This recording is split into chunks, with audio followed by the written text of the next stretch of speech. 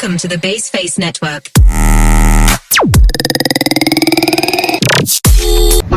Halo semua, perkenalkan nama saya Kimberly Rahel Kairupan dengan nomor induk mahasiswa 2207 1101 0676. Di video ini saya akan menjelaskan materi mengenai Hukum Teknologi Informasi dan Komunikasi. Yang pertama, pengantar Hukum Teknologi Informasi dan Komunikasi atau TIK. Definisinya, hukum TIK atau Cyber Law adalah keseluruhan norma, asas, kaidah, institusi, dan lembaga yang mengatur kegiatan virtual yang menggunakan TIK, serta cabang hukum yang mengatur tentang penggunaan teknologi informasi dan komunikasi. Ini mencangkup peraturan dan ketentuan yang mengikat tentang hak dan kewajiban dalam menggunakan teknologi. Latar belakangnya, perkembangan teknologi yang pesat menuntut adanya peraturan hukum yang melindungi para pengguna, pelaku usaha, serta masyarakat dari penyalahgunaan teknologi. Yang kedua, aspek-aspek penting dalam hukum TIK. Perlindungan data pribadi, yaitu Undang-Undang Perlindungan Data Pribadi di beberapa negara, misalnya General Data Protection Regulation (GDPR) di Eropa dan Undang-Undang Perlindungan Data Pribadi di Indonesia. Tujuannya adalah untuk melindungi data individu dari penyalahgunaan. Selanjutnya ada keamanan cyber atau cyber security, regulasi terkait keamanan sistem informasi dan langkah-langkah pencegahan serangan cyber seperti hacking, malware, dan serangan DDoS. Selanjutnya ada hukum hak cipta dan kekayaan intelektual, yaitu untuk melindungi karya digital seperti perangkat lunak, konten media, serta kekayaan intelektual di dunia maya. Dan ada juga tindak pidana cyber atau cybercrime, yaitu peraturan yang mencangkup tindak pidana seperti penipuan daring atau online fraud, pencurian identitas, dan perdagangan ilegal di internet. Selanjutnya ada perdagangan elektronik atau e-commerce, yaitu hukum yang mengatur transaksi elektronik, termasuk penipuan dalam transaksi dan perlindungan konsumen. Yang ketiga, ada peraturan hukum TIK di Indonesia, Undang-Undang Nomor 11 Tahun 2008 tentang Informasi dan Transaksi Elektronik, ada Undang-Undang ITE, regulasi utama yang mengatur transaksi elektronik, perlindungan data, dan sanksi bagi pelaku tindak pidana cyber.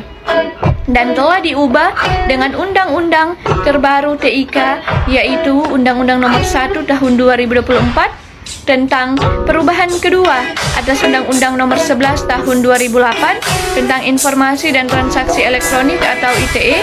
Undang-undang ini dibentuk untuk menjaga ruang digital Indonesia agar bersih, sehat, beretika, produktif, dan berkeadilan. Selanjutnya ada peraturan pemerintah, misalnya peraturan perundang-undangan tentang penyelenggaraan sistem dan transaksi elektronik yang menjelaskan kewajiban keamanan data oleh penyedia layanan. Selanjutnya ada Undang-Undang Perlindungan Data Pribadi atau Undang-Undang PDP, yaitu mengatur hak pengguna atas data pribadi mereka, sebagaimana data dapat diproses dan konsekuensi atas pelanggaran. Yang keempat, ada isu-isu terkini dalam hukum TIK, yaitu ada deepfake dan manipulasi digital, tantangan hukum terkait teknologi yang digunakan untuk memanipulasi video atau gambar-gambar agar terlihat nyata. Selanjutnya ada AI dan etika teknologi, yaitu bagaimana hukum mengatur penggunaan teknologi, kecerdasan buatan, dan dampaknya terhadap pekerjaan dan privasi. Selanjutnya ada blockchain dan cryptocurrency, yaitu regulasi terkait mata uang digital dan teknologi blockchain serta pengawasan transaksi yang aman dan transparan.